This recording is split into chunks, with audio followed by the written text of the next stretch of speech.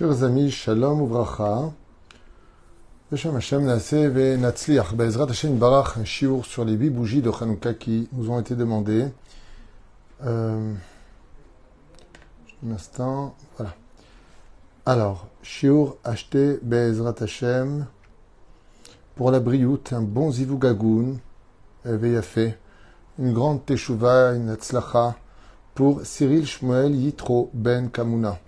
Il ratsonne que le mérite de cette étude que nous allons faire sur les 8 bougies de Hanouka, itnu lo kol mishalot libo lavodatot barar, qu'il ait une bonne santé, un bon mariage cette année, Bezrat Hashem, avec une kalam hulala, une princesse, une grande teshuva, parce que la vie sans Torah, c'est comme vivre sans lumière, une atzlacha pour tout ce qu'il fera sur tous ses chemins, Bezrat Hashem, et en même temps, on remercie Akadosh Baruch Hu pour toutes ses bontés, pour la libération de tous les otages, ainsi que le retour de tous nos soldats en bonne santé, et que la paix revienne dans le monde avec la Géoula Shlema. On ne peut pas demander plus que cela, Baruch Hashem.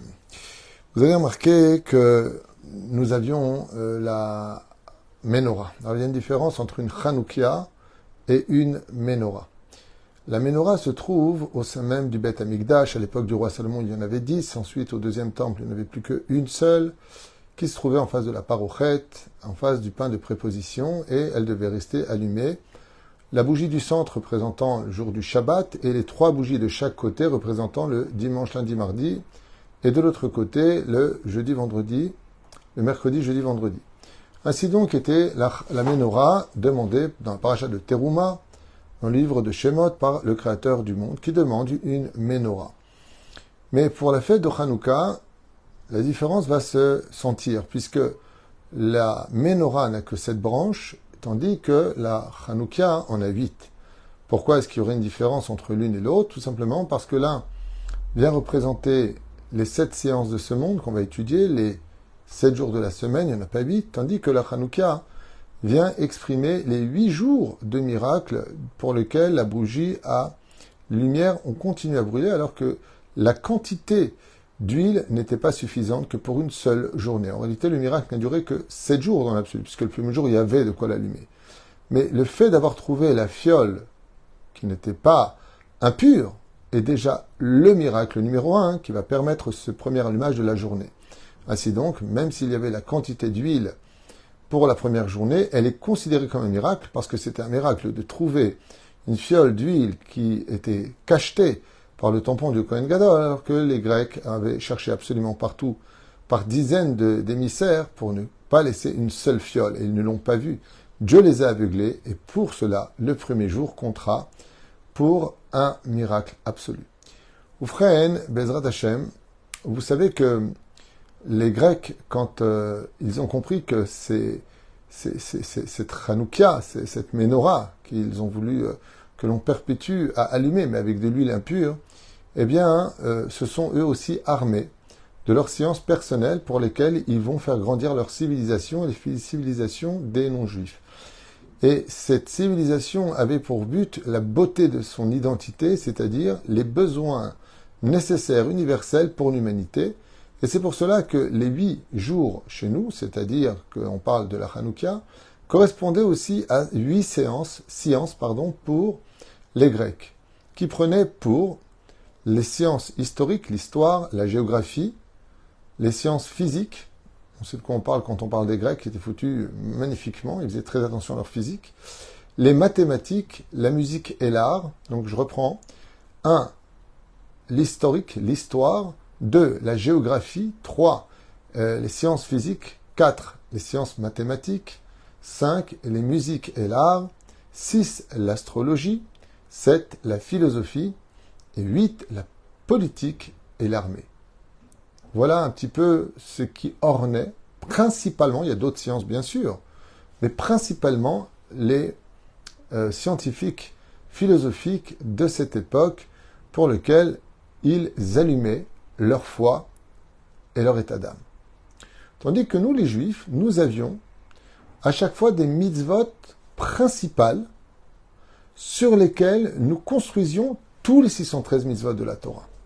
Veiluhen, les téphilines, de le Shabbat. Ça veut dire que ce que vous entendez maintenant est très important, parce que Si quelqu'un, Bezrat Hashem Itbarach, il veut aujourd'hui s'attacher aux lumières de Hanouka toute l'année durant, alors je vous lis des choses qui sont vraiment importantes, que chaque juif, ça doit d'avoir au minimum du minimum. Sur ça, il pourra construire toutes les autres mitzvot. Veilouen, qu'un juif mette tous les jours la première lumière. Tous les jours, c'est Tfilin. Tous les jours, sauf Yom Tov, Chol HaMoed, si c'est un Sfarad, Kikaron, et bien sûr Shabbat, on ne les met pas. Tous les jours, mais c'est Tfilin. Deuxième lumière, le Shabbat Kodesh. Shabbat Kodesh, la carte d'identité du peuple d'Israël. Troisième chose, la Brit Mila. Shomer Negia, Shomer Nida. Ne pas fauter avec la Brit Mila, car elle est l'essence même de la pureté de notre âme. Quatrième bougie, qui correspond à la cacheroute, de manger strictement cachère. Cinquième bougie, la Tefila. Sixième bougie, l'étude de la Torah. Septième bougie, la Tzedaka. Et la huitième bougie, là où personne ne s'y attendait, la terre d'Eretz Israël, être une nation sur sa terre. La terre sainte pour un peuple saint. Les midot. Les 8 midot principales qui correspondent à chacune des lumières de Hanouka. Oufren, vous savez que Hanouka démarre le 25 du mois de Kislev. La seule fête abstraite qui commence le 25 du mois en hébreu, c'est le 25 du mois de Elul, construction et création du monde. Étant donné que nous sommes dans la création du monde, nous comprenons que ce sont la base de tout. Quels sont les 8 midot sur lesquels un homme se doit, Be'ezrat Hashem Itbarach, de travailler le plus sa personnalité pour devenir une personne parfaite? Ve'ilwen, l'humilité, qui en réalité comprend déjà toutes les autres. L'amour et la gratitude, ils vont ensemble. La bonté, le shalom, être un homme de paix, pas un homme de guerre, pas un homme de conflit. La émouna, la foi. Sixième bougie, la joie, la simcha. Septième, la patience. Et huitième, la volonté. Alors je vous les relis parce que ces 8 midot, qui correspondent à chacune des lumières que nous allumons pendant ces 8 jours de Hanouka, sont vraiment la base essentielle de toute notre existence sur lesquelles on peut construire ce qu'il y a de mieux au monde. L'humilité, l'amour et la gratitude. Car aimer l'autre, c'est avoir de la gratitude pour son existence. Car si l'homme devait être unique, il l'aurait créé unique. Mais en réalité, un puzzle doit représenter une image sans qu'on n'oublie jamais que c'est juste un puzzle. Nous sommes chacun un moule de l'image générale qui donne toute sa beauté. Nous sommes ensemble. On parle de l'unité. Oufren, juste un instant. Voilà. Oufren, ce sont les 8 midot, l'humilité, l'amour, comme on l'a dit, donc la numéro 2, avec la gratitude, 3 la bonté, 4 le shalom, 5 la foi, 6 la joie, 7 la patience et 8 la volonté. Nous allons passer aux 8 niveaux de ces 8 bougies du juif que l'on connaît. Il y a le simple, il y a le savant, donc l'érudit. Troisième bougie, le pieux. Quatrième bougie, la parole, celui qui parle et qui fait, parole d'homme. Cinquième, le juste. Sixième, le chassid. Septième, le saint. Huitième, décidément tout le monde appelle en même temps.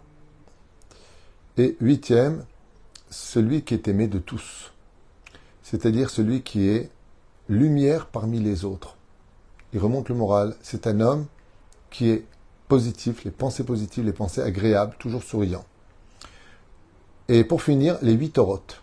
Les 8 lumières, chez nous, représentent les 8 torotes qu'on se doit d'étudier, sur lesquelles on pourra rajouter tous les autres livres, bien entendu, mais qui sont les principaux. La première bougie contre le livre de la Torah. Le deuxième, les prophètes. Le troisième, les hagiographes. Où dedans, vous avez Shirachirim, Esther, ainsi de suite. Ensuite, les Mishnayot, les Gemarot. Sixième, les Halachot. Septième, les Agadot et les Midrashim, c'est-à-dire tous les commentateurs. Et huitième, le Moussar. Ce que vous venez d'entendre, je vous conseille vivement de le noter et de travailler toute, mais vraiment toute l'année sur ces enseignements des 8 bougies de Hanouka qui continueront à bouger, à briller et à exister, même si la fête de Hanouka est finie, puisque nous deviendrons nous-mêmes les Hashmonaïm en guerre contre notre Yetzer Hara.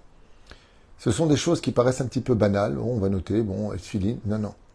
Mets-les tous les jours, tes tefilin. Le Shabbat, renforce-toi. Ne négocie pas cette mitzvah. Il n'y a pas de je m'ennuie, c'est trop long, ça me saoule. C'est vital.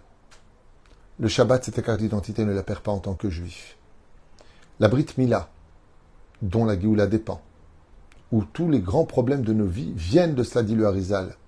Quand tu souffres énormément aujourd'hui et que tu dis, mais Dieu, mais qu'est-ce que j'ai fait, mon Dieu? Qu'est-ce que j'ai fait de si mal pour que tout se bloque, que ça tombe, ça c'est pas bon? Omer Rabbi Yitzhak Luria Chet Neurav. Tu payes les faux de la Brit Mila quand tu étais jeune. Alors ne faute pas, c'est mieux pour avoir un bel avenir. La cacheroute. Un juif qui ne mange pas cachère, la Torah ne rentre pas en lui. N'oublie pas, pour un sfarad, le lait qui n'est pas chamour est interdit. La cacheroute. Ne mange jamais quelque part si ce n'est pas cachère. La tefila, qui est l'essence même de notre vie. L'étude de la Torah, qui est indispensable. C'est même un cours de Torah s'il le faut, mais en tout cas, ne reste pas une seule journée sans étudier la Torah. La tzedaka, qui se tient comme étant un des hamouds principaux du judaïsme. Et la terre, le retour des Juifs sur la terre d'Eretz Israël, pour former l'essence même d'une nation qui existe sur sa terre. Les midot, je vous les ai dit, l'humilité et l'amour.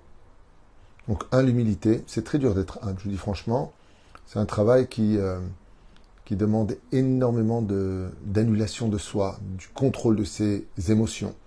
L'humilité est quelque chose qu'il faut travailler jusqu'à le rendre naturel. L'amour, si tu n'es pas capable d'aimer, tu n'auras jamais de lumière dans ta vie. Mais l'amour se traduit par la gratitude. Tu sais, quand tu fais un shidduch et que tu vas voir une personne, cette personne, elle a pris du temps, elle s'est maquillée pour toi, elle a dépensé de l'argent pour venir, que ce soit le train, que ce soit un taxi. Tu ne peux pas baser ça comme ça. Todarabba, Mechila, je m'excuse, sois gentleman. C'est une forme d'amour. C'est le plus beau de tous les amours. La bonté, d'être quelqu'un de bon. Tout simplement rendre service, être là pour les autres. Le shalom, être un homme de paix, de foi. D'essayer d'arranger, quitte à perdre. La foi. Sans la foi, il n'y a pas d'avenir. La joie, qui représente, en fin de compte, la chaîne se suit, puisque comment on peut savoir si on a la foi? Parce qu'on a de la joie. Parce que celui qui croit n'a pas peur.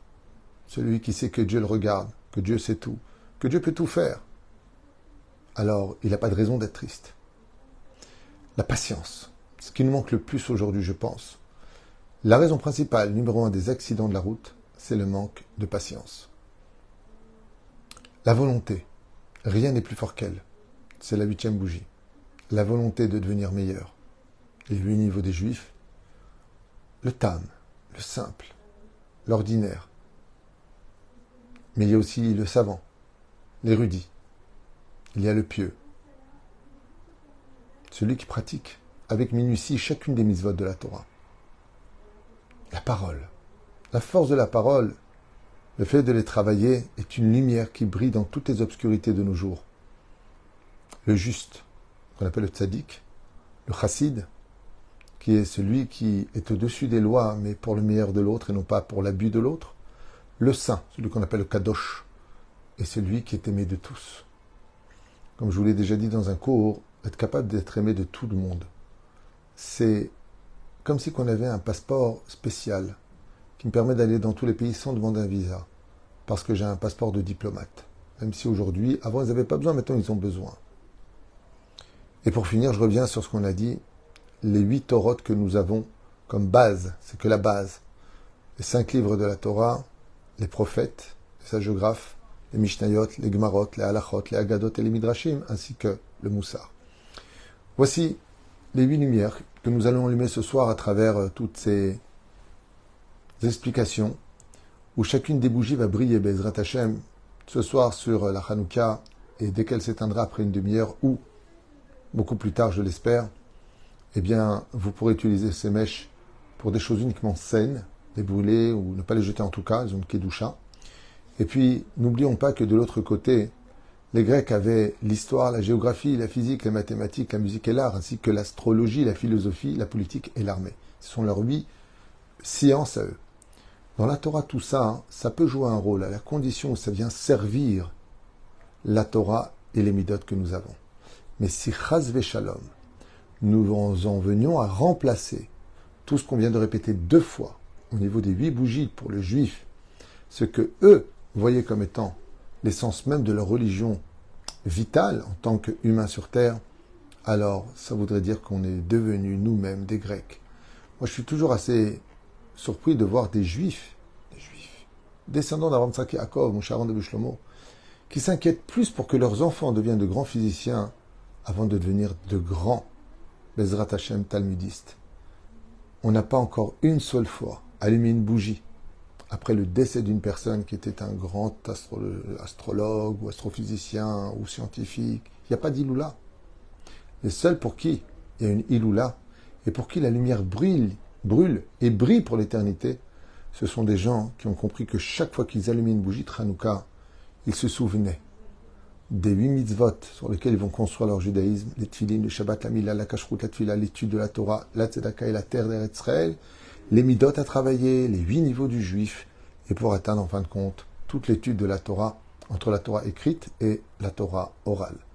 Baruch Adonai Leolam, Amen V'Amen. Il raconte que ce clin d'œil pour cet allumage des 8 bougies ce soir, et allez, l'Hachem Atov Cyril, Shmuel, Yitro, Ben, Kamuna, qui on souhaite tous les bonheurs du monde, et qu'il ait le mérite de traverser toutes ces portes si merveilleuses, remplies de lumière et remplies d'éternité. Kol Tov et Litraot.